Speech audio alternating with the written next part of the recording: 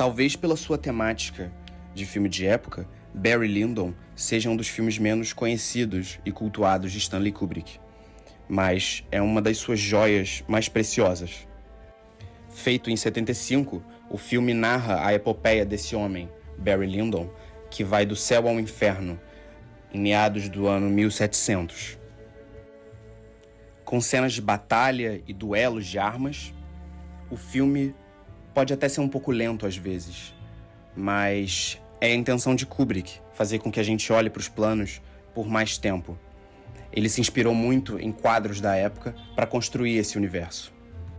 A vida dos camponeses, dos miseráveis soldados e também da nobreza viciada em jogos é retratada aqui nesse filme, através da ascensão social desse trapaceiro Barry Lyndon, que jura de pé junto que nunca deixará de ser um gentleman na vida.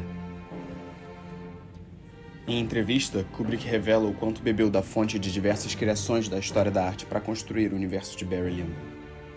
Eu acho que despedacei todos os livros de arte disponíveis no comércio para classificar as reproduções de quadros, ele diz. Assumiu, inclusive, que os figurinos são copiados dessas pinturas, pois, se poucos figurinistas têm a intuição para criar designs que caracterizem com precisão a própria época que vivem, imagine outras épocas. Isso parte de um anseio do diretor de imprimir um certo realismo e fidelidade àquele momento histórico, que se soma à narrativa de tom biográfico que ele cria. É importante destacar que, ao adentrar nessas referências pictóricas, fala-se diretamente da estética do filme, da forma como ele enquadra, constrói o plano e a arte. Dessa forma, fica claro que Kubrick utilizou-se de referências pictóricas, principalmente da época trabalhada no filme, não só para essa criação de mundo a partir da direção de arte e de figurino, mas também para a fabricação da iluminação, da fotografia, dos planos e da direção de atores. O filme se passa na segunda metade de 1700 e, logicamente, ele busca na arte referências dessa mesma época. Para isso, recorre a diversos pintores que retrataram a burguesia da época, fosse através de pinturas satíricas ou de retratos. Usou também alguns nomes do romantismo, movimento que ocorreu ali entre os séculos 18 e 19. Muitos artistas românticos ingleses voltaram-se às paisagens, como John Constable, e essa influência é notável no filme, tanto para evocar aqueles ambientes burgueses europeus, principalmente os ingleses, quanto o bucolismo de alguns espaços explorados no período da guerra. O reflexo na água é algo marcante nas obras de Constable e pode ser percebido em alguns momentos do filme de formas muito semelhantes. Essa aproximação torna-se ainda mais clara por Constable ser um pintor de traço quase fotográfico, marcado pela tentativa árdua de tentar reproduzir a realidade. Ao se tratar dessas cenas de paisagem, diversos outros artistas podem também ser evocados. As referências nesse sentido caminham desde pintores ingleses até obras da escola francesa de Barbizon, especialmente por seu bucolismo. Desde o primeiro plano do filme, é possível reparar o quanto muitas movimentações são capturadas em planos gerais, marcadas por presenças inclusive de árvores. Tanto ali quanto em alguns pintores, elas formam molduras naturais. Porém, a gente pode se voltar agora para outro aspecto importante, a caracterização dos personagens. Um exemplo gritante de artista que pode ter inspirado Kubrick é William Hogarth, não só na construção visual, mas na própria narrativa também. Hogarth apresentava um tom satírico para criticar a burguesia da época. A série de 6 pinturas, Mariage à la mode, por exemplo, retrata a decadência de um casamento arranjado. E, de acordo com o acervo da National Gallery, Mariage à la mode foi a primeira série moralista de Hogarth, satirizando as classes altas, que expôs a superficialidade e a estupidez de pessoas com mais dinheiro do que bom gosto, incapazes de descrever bom de mal. O mais interessante de trazer esse fundo de narrativa é perceber como Hogarth constrói essa sátira a partir de planos gerais inteiros e conjuntos de diversos personagens da época que carregam, nos seus corpos, posições que transmitem por elas mesmas essa estupidez e essa folga das classes mais altas, algo visível no filme enquanto Barry é consumido por essa elite. Assim, a gente pode refletir como uma direção de atores, um posicionamento dos corpos, além de narrativo, é também um elemento estético. E a partir dos seus posicionamentos e respirações, constrói-se um significado.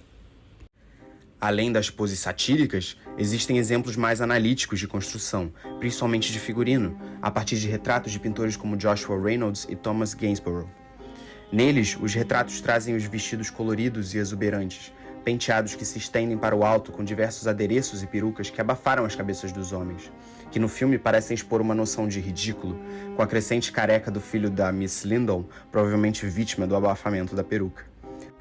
O Reynolds, além de pintar a classe alta da época, também o fez sobre os militares do exército inglês em poses diversas.